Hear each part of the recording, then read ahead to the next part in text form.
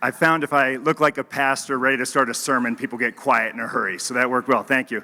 Welcome to Entrepreneurs Unplugged. My name is Brad Bernthal. I'm the director of the Entrepreneurship Initiative at the Silicon Flatiron Center. It is my pleasure to get things started by introducing Chancellor Phil DeStefano. Dr. DeStefano is an educator. He gets the value of a university education, a first-generation student himself, originally from Ohio. Began his career in education as a high school English teacher and earned his doctorate from The Ohio State University. As many of you already know, the Chancellor bleeds the black and gold. He began at CU as an assistant professor of education, rose to the position of dean of the School of Education, then vice chancellor, then provost, accepted the chancellor's position in 2009, and has now served CU Boulder for 42 years. Relevant to today's discussion, last fall I taught an entrepreneurship session as part of the Chancellor's seminar series. The Chancellor and his wife, Yvonne, joined, were thoroughly engaged throughout the session. I am a little surprised that he's still here. I really thought that you'd do that startup, Chancellor, afterwards, and there's probably still time to get that company off the ground. In any event, Dr. DeStefano's emphasis on entrepreneurial initiatives is unprecedented here at CU. He gets that the world-class startup community out our front door is and should be an extension of the classroom, and he's committing resources to help make CU one of the leading public entrepreneurial universities in the nation. Please help me welcome Phil DeStefano.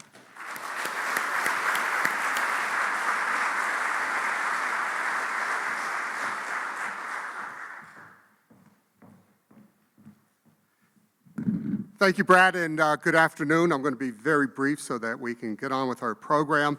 I want to welcome you to the University of Colorado Boulder campus. And we're glad to have you for this thought-provoking and enlightening discussion with Jamie Dimon, Nancy Phillips, and my good friend Brad Fells. And Brad serves on my advisory council and has given me quite a bit of counseling and advice over the years. We also have a couple of other members of my advisory council here. Rob Strain, who's president of Ball Aerospace. Rob, thank you for being here. Dan Caruso, chairman and CEO of Zayo Group, and Errol Wright, chair of the board of AMG National Trust Bank. And I want to thank the members of my advisory board for being here. We're honored that Jamie and JPMorgan Chase Bank asked us to host this important discussion on the value of entrepreneurship to the nation's economic fabric. And I think it's appropriate that we be your host today because this campus is a growing national leader in entrepreneurship. When Jamie and Chase proposed this event, they said they wanted to define entrepreneurship to include financial empowerment, creating better talent, fill the skills gap, and growing, emerging, and small companies. And I'm pleased to say that at CU Boulder, we're very involved and very successful in all of those things. And that's one reason that Forbes magazine last week named us the number 18 most entrepreneurial university in the nation, and I'm very proud of that. So how does a university become a top 20 entrepreneurial university? Certainly with educational programming, experiential learning, innovative students and faculty, and the ability to take an idea to commercialization. But just as important, it requires a pervasive entrepreneurial culture and mindset across the entire campus in all disciplines. And let me give you a couple of very recent examples.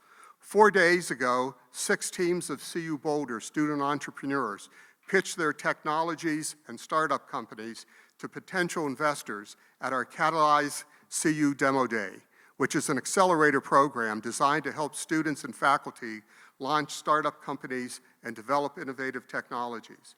Their ideas ranged from online legal consultation to hybrid vehicle conversion kits for developing companies. A week ago, we announced a new wearable technology developed by 2 doctoral students in computer science that has been optioned to the Boulder company Gageware Incorporated. And it allows us to and allows you to tap on clothing to direct your mobile device. And one application that comes to mind around here is that you can use your mobile device when you're skiing without getting it out of your pocket. The students debuted it last year at the New Venture Challenge, our cross-campus entrepreneurship competition, and this idea started as a 2-week research project for a particular class. Our latest effort in the Entrepreneurs in Residence program is working now with this pilot program by CU Boulder's Silicon Flatiron Center for Law, Technology, and Entrepreneurship to bring mentorship to students and allow entrepreneurs domestically and around the world to be a part of Colorado's vibrant startup company. The entrepreneurial atmosphere shows itself regularly in the innovations of our students and graduates. Nathan Seidel founded SparkFun Electronics in Boulder while he was an undergraduate student in electrical engineering. SparkFun is an online retail store that sells parts for electronic projects, and today Nathan has 150 employees. While not every graduate forms their own company, the entrepreneurial mindset of the campus produces graduates who can be an asset to any company through innovation, problem solving, and creative thinking. In fact, CU Technologies have been the basis of 27 new companies in the last 5 years. And if you look at the last 2 decades, 65 of the 82 companies formed based on CU Boulder technologies are still in operation. And it's notable that a couple of years ago, the Brookings Institution listed Boulder among the top 5 cities nationwide for patent production, and Bloomberg Businessweek recently ranked Boulder #1 for startups. Brookings links the presence of a research university, a highly educated and scientifically trained workforce, and an environment of collaboration to a community's innovation quotient. We have all of that in Boulder, and we at CU are proud to be a part of it. Now I would like to introduce a key player who helps bring this spirit of innovation to Colorado. Eric Matisek is the Chief Executive Officer of the Colorado Technology Association, ensuring that Colorado is one of the best technology markets in the United States. He represents Colorado's technology industry through public policy and legislative efforts, economic development, and industry relations. Throughout his career, Eric has been dedicated to building companies and communities in Colorado. For 15 years in the online software, luxury, consumer mobile, and online real estate industries. In 2010, he co-founded his most recent company, Next Great Place, a premium online travel network. Eric has been helping the Denver startup community since 1999, and today he is co-chair of Startup Colorado. In addition, it's my pleasure to serve with him as a board member on Governor Hickenlooper's Colorado Innovation Network. Please join me in welcoming Eric Matisek, CEO of Colorado Technology Association. Eric.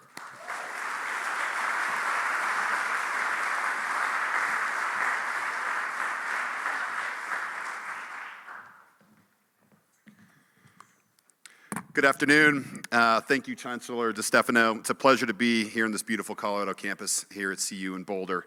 On behalf of the Colorado Technology Association, we could not be more excited to have Jamie Dimon and his team here in Colorado for this special edition of Entrepreneurs Unplugged at Silicon Flatirons. In addition, with 3 of our Colorado's finest community leaders, Phil Weiser, Brad Feld, and Nancy Phillips. Huge round of applause in advance of today's program, please.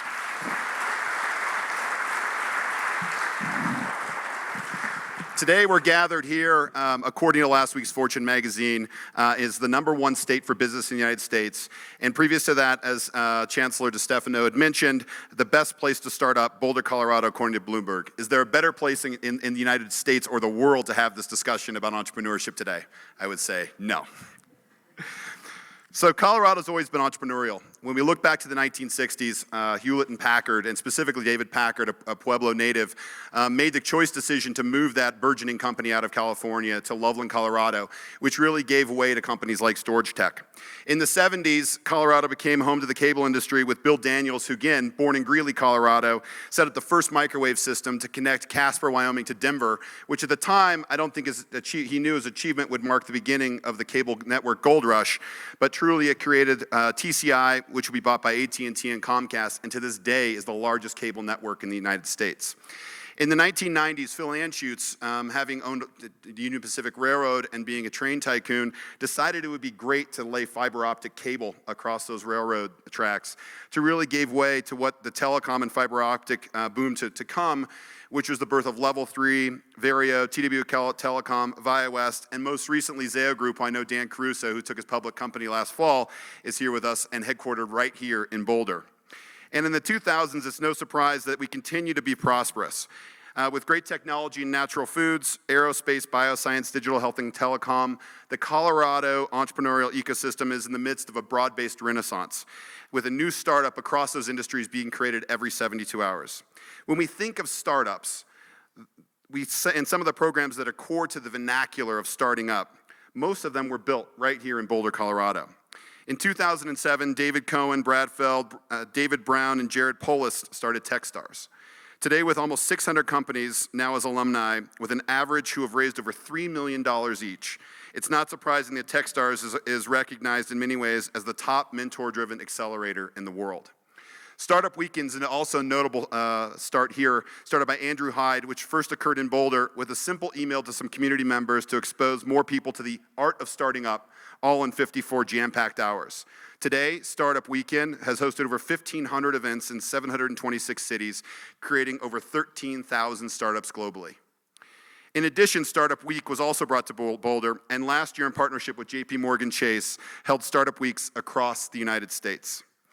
In 2011, led by Brad Feld, Phil Weiser, hosted right out of the CU Law School in Silicon Flatirons, Colorado opened the 5th chapter of the Startup America Partnership, a White House program which they called Startup Colorado.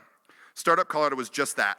It was an initiative to really connect and spur collaboration across the communities in Colorado to really build a startup community in the Front Range of the state. A huge thank you to the Startup Colorado board, many of whom here today, our executive directors and sponsors. Without your leadership vision and uniting the Front Range ecosystem, who now all have Startup Weeks, we couldn't be celebrating entrepreneurship in Colorado, truly led by the entrepreneurs. Thank you so much for your leadership. With companies like Zayo Group and Rally going public in the last 2 years, and having companies in our community in the last 18 months bought by Google, Twitter, Amazon, Oracle, IBM, and CA Technologies, Colorado and Boulder is living up to its history and its future. We are a state of entrepreneurs and innovators putting a dent in our universe. However, this progress is not possible without partnership and relationships and investments for those who believe in our future too. We could not be more excited to welcome Jamie Dimon here to Boulder today, as he and his team have been investing in Colorado and have been part of each chapter in Colorado's history over time, as JPMorgan Chase is a firm that's been built on partnership and relationships to grow businesses. In Colorado, we know firsthand the strength of this collaboration and public-private partnership to fuel our growth and success. JPMorgan Chase first invested in Denver Startup Week in year 2, believing that it could be a vehicle to bring small businesses and startup communities together. We are not far from those beginnings when Startup Colorado board member Nancy Phillips said, we should have an event to celebrate everything entrepreneurial in Denver, and we should have a Startup Week like Boulder. With that simple idea, 4 years later, and the partnership and investment from JPMorgan Chase, this idea is now the largest free entrepreneurial event in the United States. Thank you.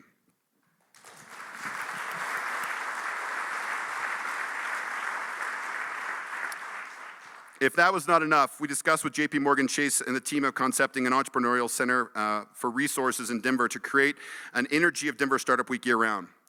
That center, the first of its kind nationally, a true public-private partnership between the city of Denver, a nonprofit community, and the private sector, would create a facility to assist startups regardless of industry and background, make it accessible and democratic to all. On the idea, the local team, led by Todd Munson, Seth Monis, Mary Jane Rogers, and Joe Coleman, wrote the first check to create such a center right here in Colorado. This first check led to a portfolio of partnerships, which now boast over 40 partners and companies and $2.5 million of cash invested to open the Commons on Champa on May 13th of this year. Only 70 days into operations, we've hosted over 60 events and hosted hundreds of entrepreneurs to help fuel the entrepreneurial ecosystem in Colorado. This type of community leadership moves cities and economies forward. Mr. Dimon, you and your team have been true partners, shoulder to shoulder with us as we build great entrepreneurial communities here in Colorado. This type of partnership is not just support, but the support of your local team, their time, passion, and genuine interest to make Colorado the next great startup center in the United States. This type of leadership is authentic community investment, coupled with world-class employees and community leaders who get their hands dirty helping us progress, has helped Colorado move forward in the global ranks of entrepreneurship. Being a company with huge scale, but yet locally committed, sets your firm apart and gives us all hope that Main Street business is still the business that will move America. Colorado has always been entrepreneurial and always will be entrepreneurial, and it is a community led by those entrepreneurs that truly are the heroes, the ones who build the companies that we're all talking about here today. Thank you, Mr. Dimon, and the amazing team here in Colorado for your leadership, support, and true community partnership as we help entrepreneurs build the next companies that will put us all on the map. You're a partner and leader, but most of all, a friend to our startup community, and know that as we are successful, you and your team should celebrate too. Our success is your success, so thank you very, very much.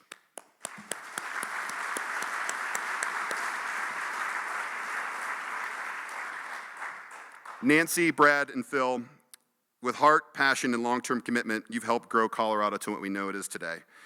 We are in for a special treat with this discussion today. With rich history, we can have this amazing story, but the best part of the story is yet in front of us. Our entrepreneurial nature will define the Colorado of the future once again. Chancellor DeStefano, Phil Weiser, and CU, thank you for hosting the special edition of Entrepreneurs Unplugged today. We look forward to the future successes here in Colorado and everything entrepreneurial forward. Thank you.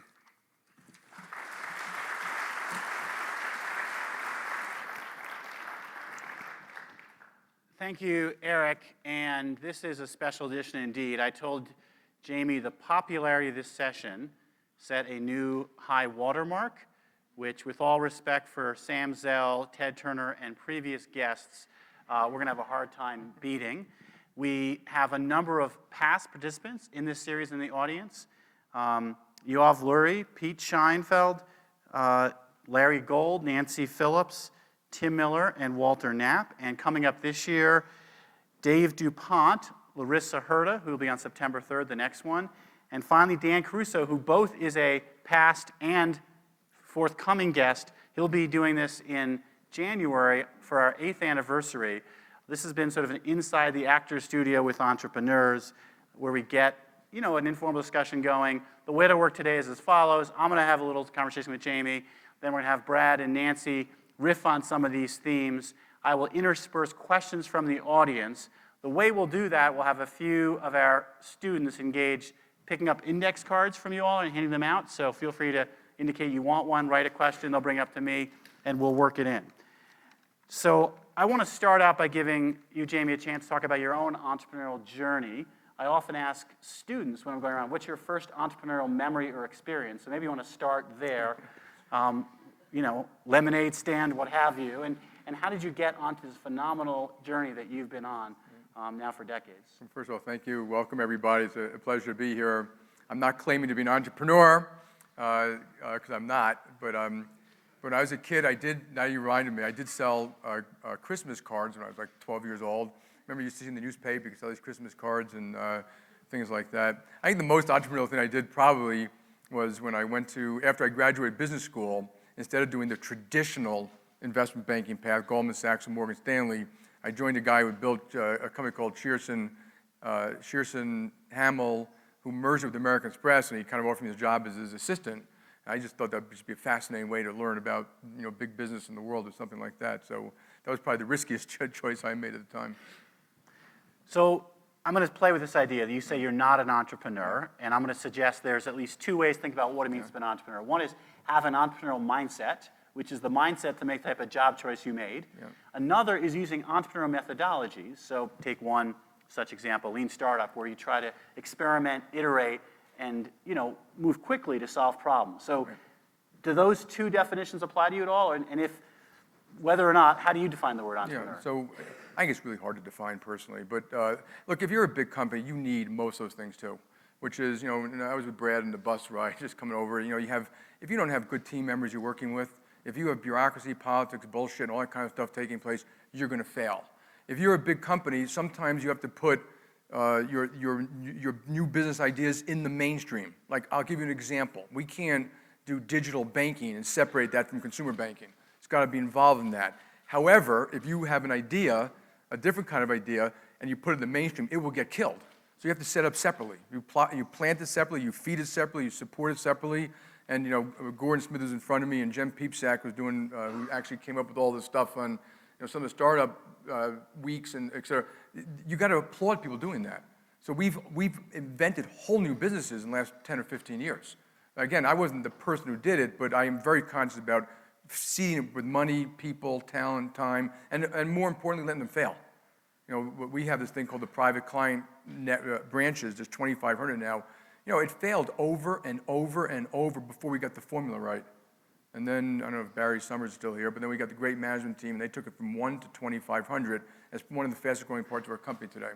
So there are a few points in there worth teasing out. First off, have you read the book, The Innovator's Dilemma? Yes. Because your prescription is exactly from that book, which is you take something which can cannibalize your current business, you have to create a protective shield or separated unit. Right. I take it, is that part of your management philosophy? Yeah, like I said, you have to do it. You have to really look at the issue, because sometimes you will fail if you do that, and sometimes if you don't do that, it will fail. We have no problem disrupting ourselves, so we don't have business meetings and say, you can't do that, it'll hurt our basic business. So if any one of our business leaders says, we're going to invent this new product that's going to kill our other business, our first that would be fine. Go for it. Because, if not you, somebody else. And so that is the history of innovation and technology, and it's been that way, since mankind started to farm. People find and invent new ways to do things in business. If you look at big businesses, going back to I think the biggest business in 1900 United States was the Buggy Whip company and an ice company that kept ice in caves and delivered it to people because they didn't have refrigeration. So you damn well better be thinking how you can do things better, faster, quicker, for the consumer, by the way, not for us, if you want to survive. So another point you mentioned on private banking is not being afraid to let an emerging business fail, retweak it. Right. In Innovator's Dilemma, Clayton Christensen talks about where Apple, they invented one of the first personal digital assistants and called it the Newton. Right. And it just didn't succeed well enough, and as a bigger company, they couldn't stay with it.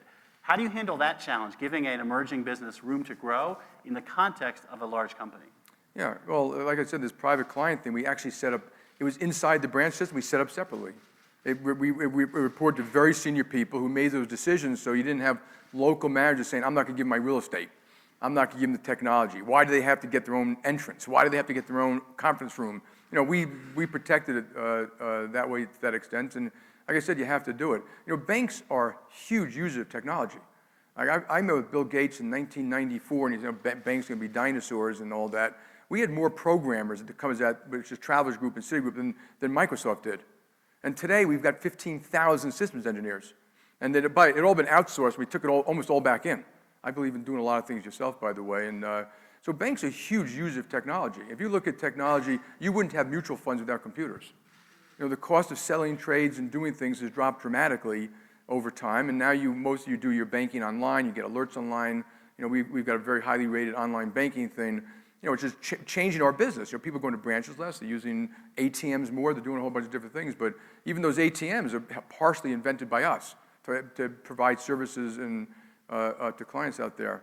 But the other important part about the people side, you often hear in big business, if someone fails, you have to fire them, particularly in a bank. They failed, they got to be fired. We don't do that. If you're a good person, you worked hard, you tried, you did it right, we don't think you're a bad person because you failed. And in America, until recently, failure was completely accepted. Now it's changing a little bit now. Now we excoriate people who failed, like they have no chance to come back and redeem themselves. But in a lot of other parts of the world, failure is not accepted. So I think that is an important part. And very often, the people who failed are really much wiser for it. They won't make those mistakes the second time. So I want to pick up this theme because it's definitely a core one in entrepreneurship. In other countries, so take Japan for an example, it literally is a shame or a black mark that sticks with you. Where here, entrepreneurs are allowed to try something, fail, and often it gets viewed as actually a badge of honor. Hey, this person wasn't afraid to try something. Right. How is that overall culture that we have benefit from here a critical advantage for this country? Say a little more about that. It is. People don't fully, I don't think Americans fully understand and appreciate the culture that America has that other parts of the world don't. So when you are educated, you're educated to voice your opinion, to disagree with the teacher, to write an alternative history. You go to large parts of the world, and it's all rote. You go to most American people in American business, and we do it with our tellers on these bus trips. We ask them, what can you do better? And they come up with a million ways sometimes how we can open accounts faster, why do we do this bureaucratic thing? They were a competitor to something better. So we're actually taught to innovate. So it's not just the Steve Jobs, it's kind of productivity improvements on the factory floor, drivers figuring better routes and all these different type of things. So that's one. An unbelievable work ethic is a second. The ability to fail would be a third. And take Japan, by the way. I get to travel around the world and see these things. Japan has unbelievable technology. They have some exceptional companies.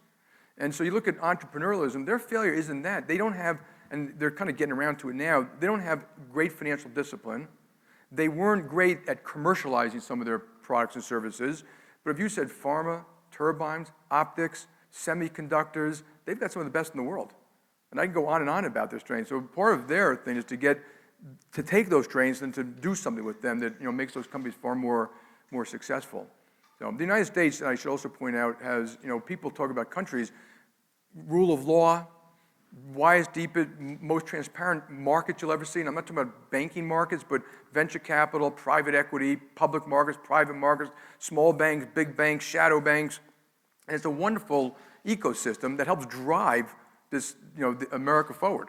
And both the entrepreneurialism that takes place in the startup, plus you have big companies making big investments around the world. Multi-billion-dollar investments, which are entrepreneurial on their own. They're risky, and sometimes those don't pay off either. So, so this country's got a huge talent and strength that pushes it on. So you've mentioned the system of finance and banking and how that relates to entrepreneurship. Talk a little more about the system of capital formation in this country and what the different parts of the system are and how they support entrepreneurship. Yeah, so if you look at America, we have the widest, deepest, most transparent, best capital markets that have ever existed on the planet. I already mentioned the full mosaic of it, so I'm not talking about any particular one, but capital in search of ideas, capital in search of people, capital in search of, sometimes you just invest in the person. You just think they're great, and you say, you know what, they're my person, I'm going to give them a big investment. And so all those things need to be fueled. So you talk about entrepreneurialism, okay? Part of what drives growth, and we all want growth in America, and I think growth in America will solve a lot of issues we got to deal with, including wage inequality and better safety nets, and all the things this country does need, better infrastructure investing, a proper immigration policy. Part of it, if you look at the world, there are 17,000 companies, the top 17, that do half of all capital expenditures. Capital expenditures drive most of ultimate growth and productivity. So all the other, I'm going to say 28 million businesses, of which 20 million, like one-person shops, drive the rest. Those top 17, when a big company builds that plant, they might have 3,000 or 4,000 jobs in the plant. They might have spent $1 billion to $5 billion in that plant. There are usually 25,000 jobs around that plant. They can go from low tech, a barbershop, to high tech. There's huge consulting, marketing, data analytics that people, private companies that help that plant or that company. So you talk about Boeing and Cargill, they've got 40, 50, 60,000 vendors. Those create huge entrepreneurial opportunities for people around the world. The most important, it's symbiotic, folks. It ain't one versus the other, it's both. And America, by the way, has a healthy big company sector, which has to compete globally in things like aircraft, and we have to compete globally in things like global investment banking, and a huge middle market sector, and we have a huge small business sector. They're all vibrant. Again, if you go around the world, they don't all have that. They don't have that mix of things. Sometimes they're all big companies, and sometimes all the big companies have been destroyed. And you show me a country that has no successful big companies, I'll show you a country that's not successful. Okay, and if the TV wasn't on, I'd mention them here. But unfortunately, we do business in several of them, so.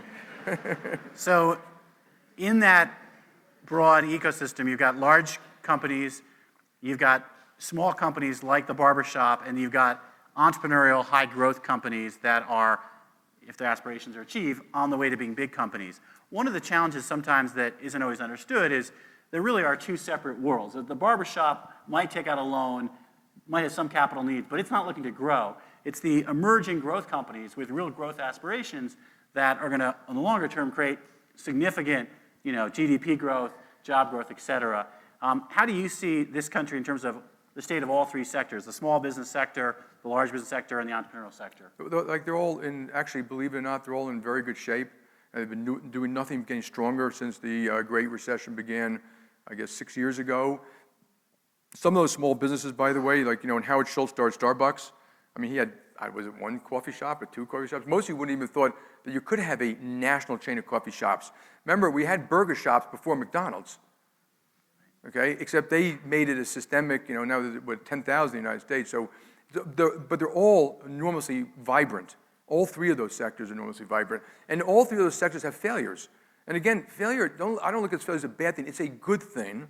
It causes disruption, but in the long run, it wipes out things that aren't going to work and leaves room and talent and brain power and people power to go do something different.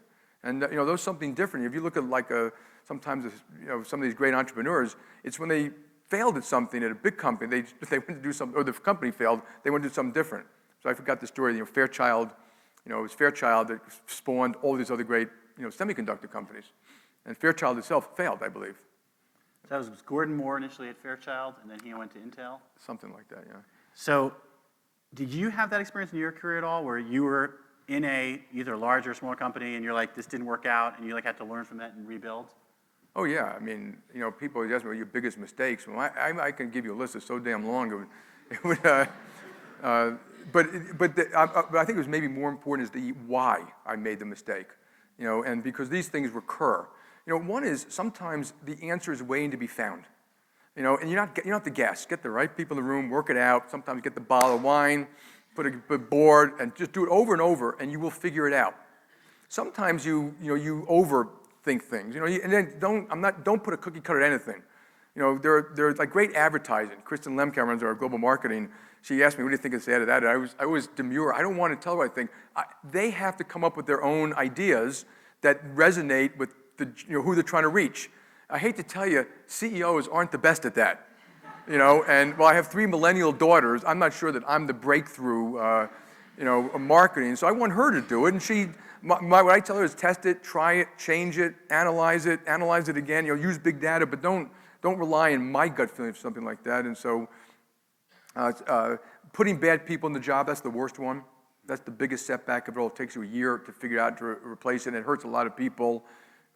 Acting out of anger, sometimes you should go with your gut. Now I say some big debates you have are steak or chicken. You can argue all day long, it really doesn't matter, pick one out, move on, okay? But other times, you have Steve Jobs, it wasn't what the customer wanted, it's what he wanted. He thought this would be a great thing that people will love when they get it.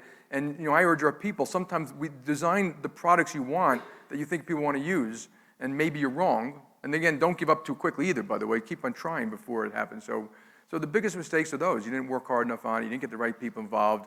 You put the wrong person in the job. And don't make decisions late on a Friday night. And don't make decisions, I call it drunkberry.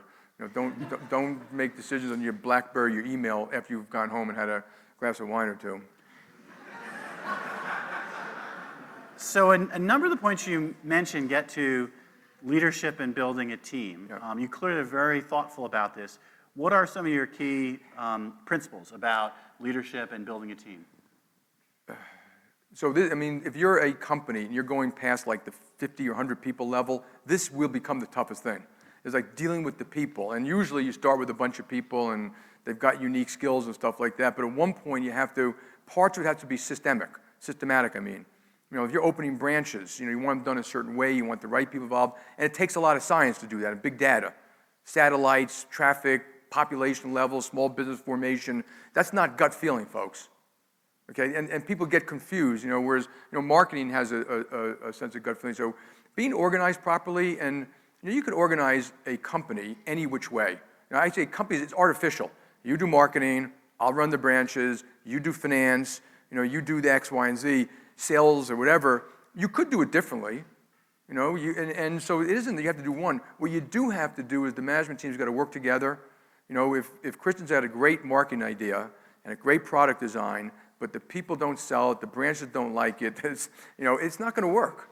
You're kind of a big cog in a big machine, but you got to get that whole machine to work or something like that. So build a real meritocracy. That does not mean that people pound their chest the most. Get rid of the assholes. They will destroy your company. And I'm sure you've all dealt with them, the unctuous, ass-kissing type of people. And sometimes you don't know who they are. I tell them, in a big company, they're so good at it. They've been practicing for 20 years. You may not figure it out on your own. You better listen to people who come talk to you a lot and watch their behavior over time and see where they foster it. Some people hate to see other people succeed. Some people love it. You know, some people, and leadership is not, there's no one type. So it's not, if you said the charisma matter in leadership, not really.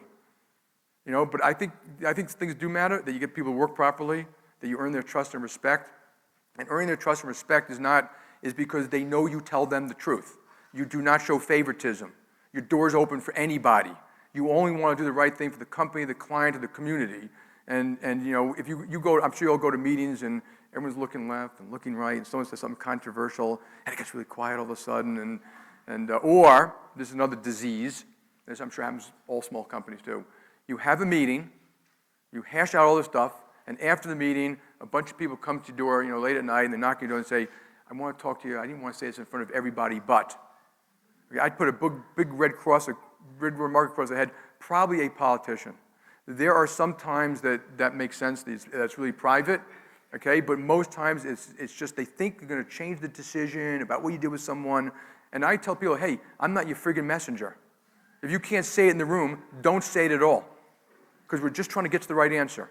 It shouldn't be your vested interest about something or other. So, and these things will destroy a company. So big companies are destroyed mostly by bureaucracy, hubris, greed, arrogance, lack of attention to detail. So if you see big companies that don't think detail matters, sell the stock, okay? Because it does matter. So I want to have Brad and Nancy come up. I'll ask you the last question and encourage people in the audience to get the cards if you don't have them ready and fill out questions if you want to ask them.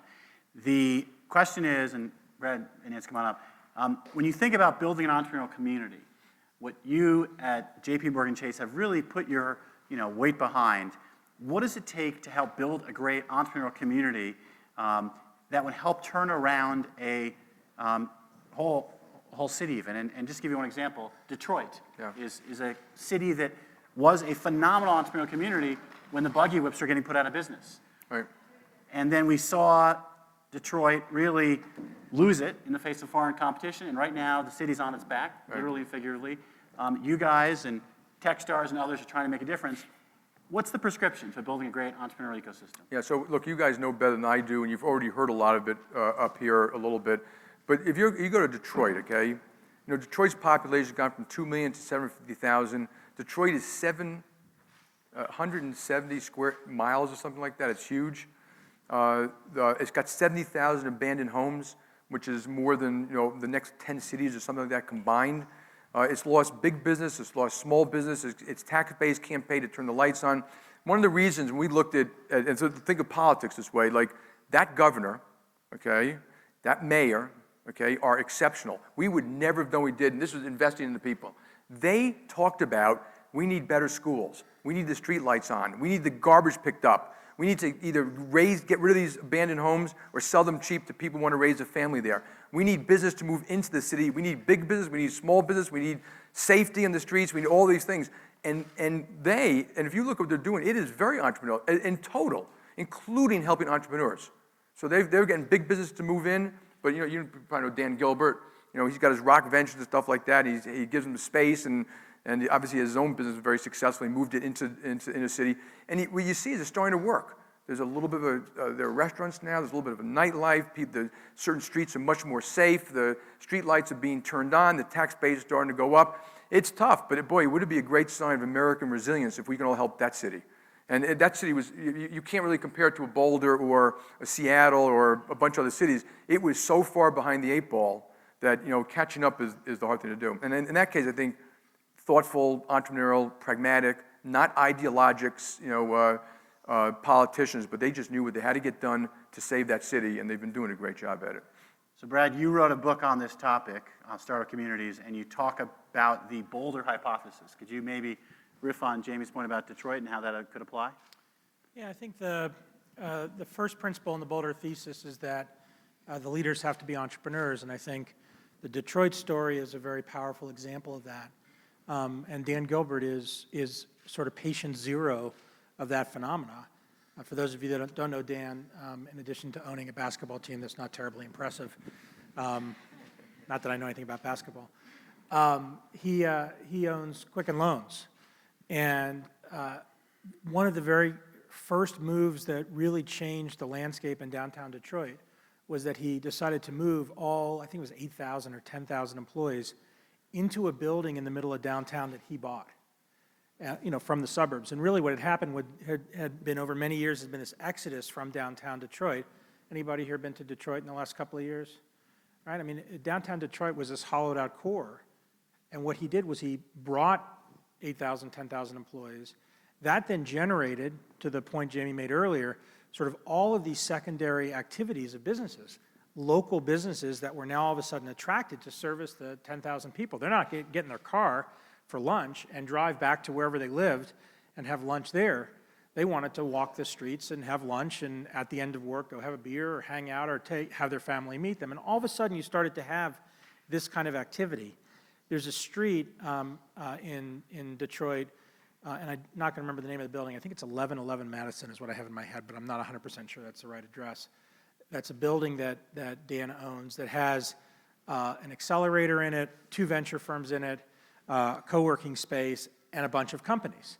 And it's very, very democratized. So it's not that it's just Dan's venture firm, but a fellow named Jonathan Treast, who some people around town know because he's made some investments through Ludlow Ventures and Techstars-related companies, has his office there. And so you try to build this density in the middle of, in this case, Detroit, and then you start to build out, and you get all the second-order effects as a result of that. The government couldn't do that. That's not something that local government's going to do. Local government can help, and they can start to remove barriers to that. They can amplify the dynamics of what's going on. But if you look at the shift that really happened in Detroit, it's really entrepreneur-led.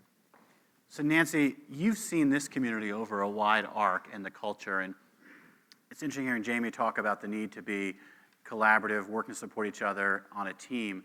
That's not how I usually think of New Yorkers operating. So it's quite an accomplishment you're doing that in New York City. Here in Colorado, though, that is part of our ethos. Could you maybe riff on that a little bit? Yeah, no, definitely. I'm from Toronto, so maybe that's as close to New York in terms of what you would think. Close as you want to get. Yeah, exactly. A little cleaner. I think of it as relationship capital, right? I think that we think a lot about, all the sort of, it is about relationships. So if you look back and you think about conversations along the way, connections, in sometimes the most unlikely places that really have become that, that extension or that hand that has been given. And so I think about, the Colorado community and how it's changed over the last 10, 15, 20 years. It used to just be about Boulder. It's about Boulder, Denver, Colorado Springs, Fort Collins. There's entrepreneurship everywhere. And I think that there's been a set of entrepreneurs in this community that along the way, someone extended a hand, helped them, and it goes to, Brad's conversation about, give before you get. And that's really, really important. And I think as leaders in the organization, in the community, we think about that a lot. I think about it's the small things. It could be a cup of coffee with a young entrepreneur who's starting out and has access to just about anybody. What we've been doing in the community around connecting, and I just think that can exist anywhere. And clearly the story of what Dan Gibson's done in Detroit is just an extension of that. It exists in every pocket. It just takes leadership. It takes time. But it comes from the heart first in terms of you want to give back. You want to do things because people have done that along the way. I think of the mosaic of people that have given me a hand along the way. I literally came to Colorado in my late 20s, and I didn't have a credit history because I was Canadian. And try starting anything without a credit history. And I think about the people that extended a hand, took a chance, based on a relationship. I still have those relationships today. I think Colorado very much is about extending a hand. So Jamie, one thing I'd like to play with a little bit, and this is a framework that Brad also has in his book about existing with a network-based perspective on the world or a hierarchy. What you described before about that employee who wants to suck up to the boss is some of the things, hey, I'm part of a hierarchy. If I can get, light from the top, I'm in. As opposed to, no, we're all part of the same team working together collaboratively. How do you see that philosophy playing out in terms of, clearly you have a bias towards a networked view of the world versus the hierarchy model? Yeah, the hierarchy model doesn't work. You need organization. That doesn't mean it's a hierarchy. So people should speak to whoever they want. They should go directly to the horse's mouth. They should form the teams on their own. If everything's got to go up a hierarchy, you'll never get it done. So, I just say you have the right people in the room. If I have a meeting, the right people in the room, I say, why aren't they there?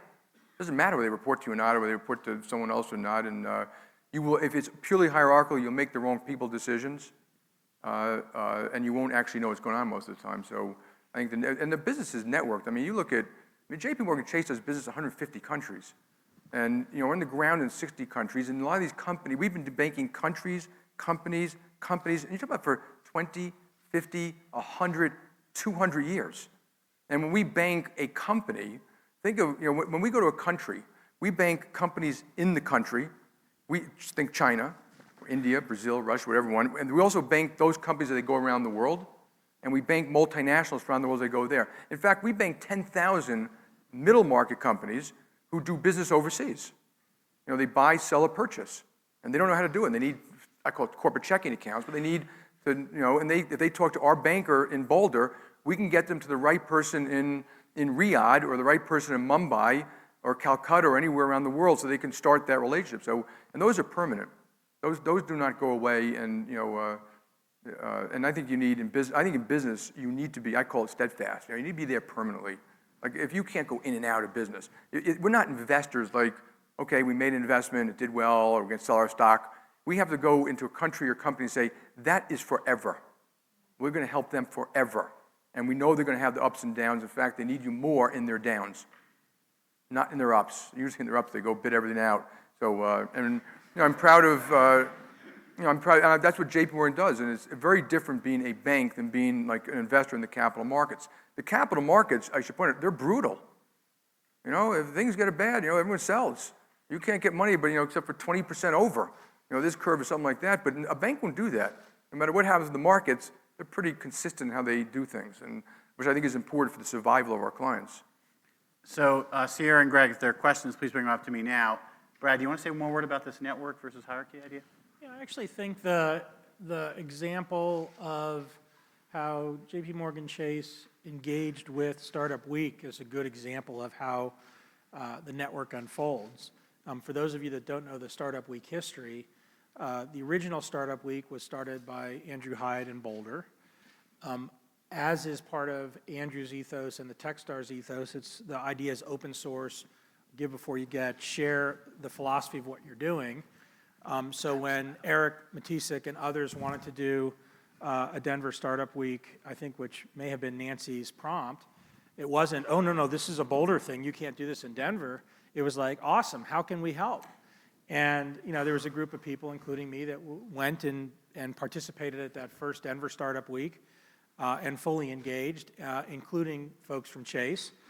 And that construct then became something that Mark Nager, who was CEO of Up Global, said, maybe we should do more of this to complement Startup Weekend. Same kind of thing. It's not like, ooh, this is ours, please don't take it. It's, okay, let's keep building it. These are separate organizations, and they're all interacting with each other. And it's not something that's going up and down a chain of decision. It's just individuals who are engaged, who take the initiative, and who drive things forward. If you wind forward to today, Up Global is now part of Techstars. Techstars acquired Up Global. Mark is chief of community, so is responsible for all the community efforts across all of Techstars. Chase has just renewed a significant investment in the dynamics around Startup Week. I think we're going to have 8 next year that are Chase sponsored, and there's another 40 or 50 across the country that are in this structure. And the dynamics of that evolve where what you're building is a very, very big network of people who have had a shared experience around entrepreneurship, around this construct called Startup Week, around their city and other people in their city, around Chase as a key sponsor and partner. And all of these things link together, and you'd never get it done, ever, ever, ever, if you had to stand up an organization in a hierarchical model that was singular and insular. This metaphor, I think, is happening all across the world. It's very, very powerful in the US. It's especially powerful based on the kind of stuff that Jamie said earlier, which is that failure is okay. You try this stuff, if it doesn't work, fail fast, learn from it, try something else. Or learn from the pieces that don't work and do it again better the next year. And it's something that is incredibly rewarding to me as someone who, both as an entrepreneur and as an investor, gets to participate with so many people who take responsibility and take control for it in terms of moving things forward versus simply focusing on how can I generate more power by navigating my way up a hierarchy. I think that's a perfect example. We have so many great questions. I'm going to do my best to get them in and to have maybe some of them sort of speed round. First off, in terms of we talked about organizations and how people rise or not, a question came about unconscious bias, both for women and people of color, who sometimes in a world where it's about who can pound the chest the best and manage upward, we've seen maybe white men tend to do often quite well. It sounds like you make some real strong efforts to work against that, Jamie, and promote women and give people equal opportunity. Can you say a word about that? Because I think that's a really important point someone raised, and I know that both Nancy and Brad have thoughts on this as well. I have several thoughts. First of all, I'm sure there's unconscious bias. I'm sure if you're a minority of any sort, and that could be woman, black, Jewish, whatever, that works against you sometimes. If I were you, I wouldn't overly focus on that because you can destroy your whole life. Move on, get other network elsewhere. A lot of people are just looking for talent and the best people out there. Second, the most important thing in an organization, I believe, before you have diversity and before you have, things that people are always treated with respect and decency and properly and equally all the time. And that creates, to me, the environment. Third, people have this view about corporate America that you have to crawl your way to the top. It's a brutal competition, et cetera. Well, you'd be shocked, folks. A lot of people are pushed to the top. So we sit around as a group, and a lot of my team is here, and we go over all the top people, not even just every year, like every month, what they want next, what we think they should do next, what the opportunities are. And around the room, people say, Kristen, Sally, Jonathan, and it doesn't matter, and you'd be surprised. It's not that it's a democracy, it's that it's so obvious to everyone that's the right person, and we often promote people in the surprise. I think we have the finest female working group in all of corporate America, okay? So 60 of our top 200 people are women, and they run huge organizations, and several in this room today. So this lady over here runs the US private bank. She runs global marketing, which is almost a $3 billion budget. Jennifer, who you guys all work with, runs small business. We have a woman who runs our credit card company. Is Erin here, who runs our retail banking. These are all Fortune 500 companies in their own right. These are all women. They got there because they're good. And a lot of them were pushed to the top. They weren't but I do agree, if you're in an environment where pounding the chest, getting the attention, either try to change it, and if you can't, go to another environment. Because you're not going to change some of those terrible environments and stuff like that. And management is very often unwilling to do it because they don't want to rock the boat. They have the top salesman or the top this, the top that, and even entrepreneurs are going to have this problem, where you got your top person and they were with you since you began, but they are the blocker of all blockers. You will never make progress if they're there, and you're going to fail because you think that's loyalty, keeping their job. That's another great misnomer in corporate America. Loyalty does not mean keep people in jobs they can't do or are no longer doing well. That one word, by the way, usually favors middle-aged white men. That one word, okay? To be loyal to the organization, you got to do the right thing for the organization. Sometimes it means that person has to be moved to another job, or sometimes asked to leave. And and that is the toughest thing you'll ever do, bar none. And that's the way you think is your bias. The bias there is always not to do it because it's so damn hard. You could think of a million reasons why you shouldn't do it, and you're making a huge mistake. Nancy, Brad? Yeah, listen, we all want to build the very best companies, and I think diversity is very important because I think better products and services are built through different points of views, opinions, and experiences. And so it's just good business, and to think of it in any other light,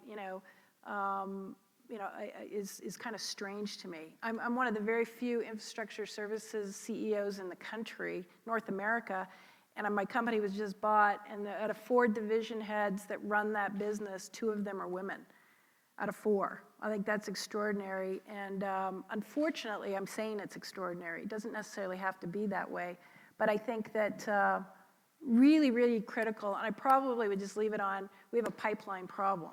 We need to find more young women getting into the compute science fields, and I know Brad and I are very passionate, and Krista and a bunch of people in the audience about driving, encouraging and keeping them in the workforce. Brad, you want to talk about that issue? Yeah, Nancy and I are both on the board, and I'm chair of an organization called National Center for Women in Information Technology.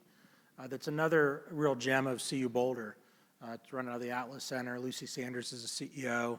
It's about, for those of you that aren't familiar with it, it's about a $10 million a year organization, nonprofit at this point.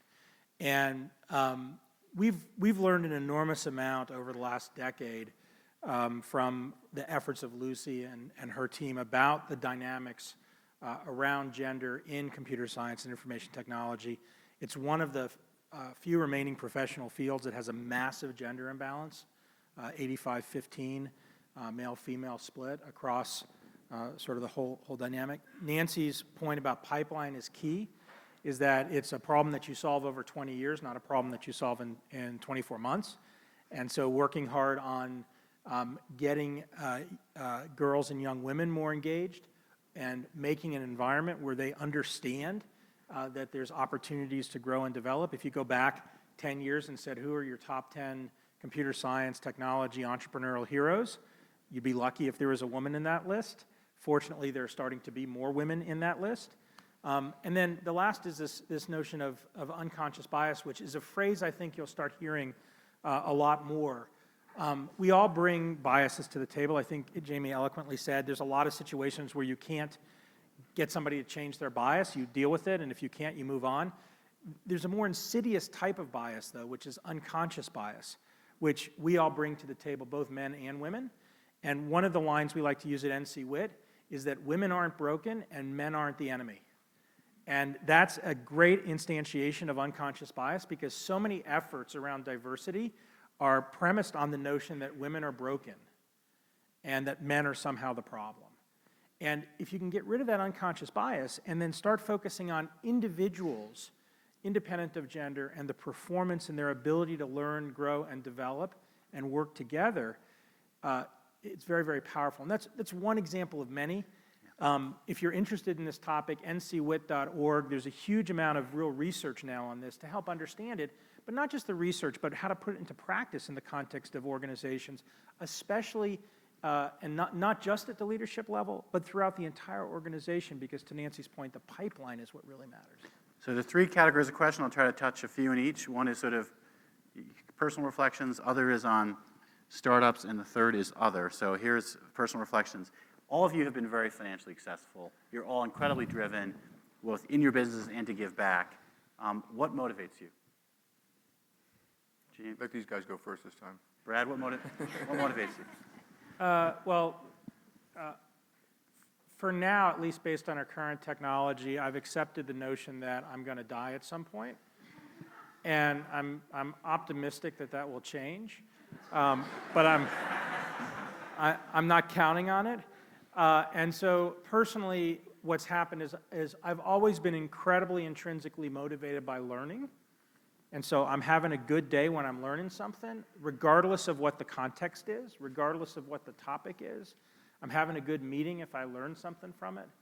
And as I've gotten older, I've fixed the glitch in my brain that separates learning and teaching.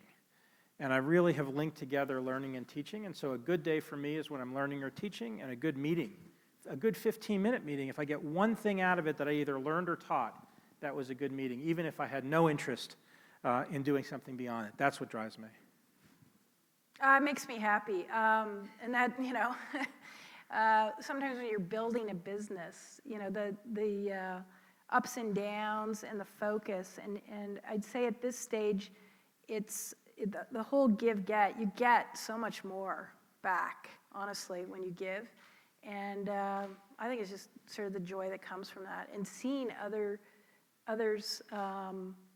succeed. It's like coaching sometimes a team, and really watching sometimes the little wins and the little things that along the way. But I get a ton, and so I think it's my joy, happiness, and I appreciate it.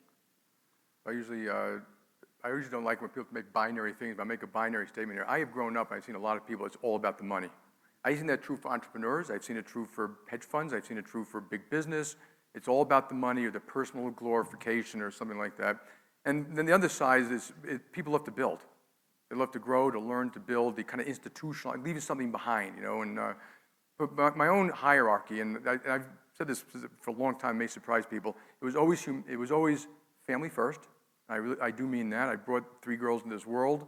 That's who I owe the most to this world. Right next to that, humanity. And I'm talking about all of humanity. I think we owe it to each other. I think we are brothers keepers. And right next to humanity, country. And I mean the United States of America, because this place, you travel the world like I do, it is the beacon of hope for the world. And if you don't believe me, read the history books and read what goes on in a lot of these other countries. And the world still needs American leadership and looks forward to it. And then way down would be JPMorgan Chase. Like, not even close. But I would tell you that I love building. I was never in it for the money. And this is the best I can do. This is my contributions. I really believe I do a good job for JPMorgan Chase. I can create huge opportunity for our own employees. You show me a failing company, I'll show you a company that's doing a terrible job with its own employees. I can do a great job for customers. They could be in Boulder, they could be in India, they could be big companies and small companies. We could be philanthropic. Big companies were among the first to do pensions, medical benefits for gays, support gay marriage. We're one of the biggest philanthropies in the United States. We've hired 9,000 veterans, all based upon our success. If I don't build a healthy, vibrant company, you can throw all of that out. It'll make absolutely no difference. And so, to me, that's my contribution. I'm not a singer. I'm not a great entrepreneur. I'm not a great tennis player. And if I could do that, I'll be just very happy I've done my share to make the world a better place and leave it hopefully the company and the country stronger than when I found it.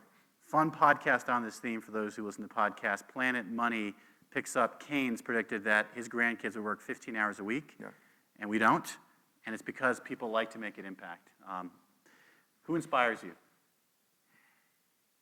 Well, if you ask me in history, the people that I find the most inspiring are, I love reading biographies. And when my girls watch all these shows on TV, and I watch some of these terrible, stupid shows too sometimes, but they're just not practical. They just don't make sense. I love Game of Thrones. I don't know if you all watch Game of Thrones.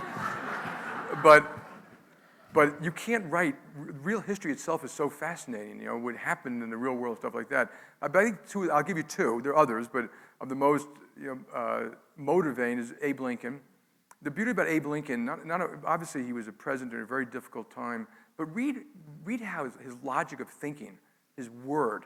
And here's a man in the most difficult time America ever had, that kept it together, probably saved the country, never said a bad thing about people.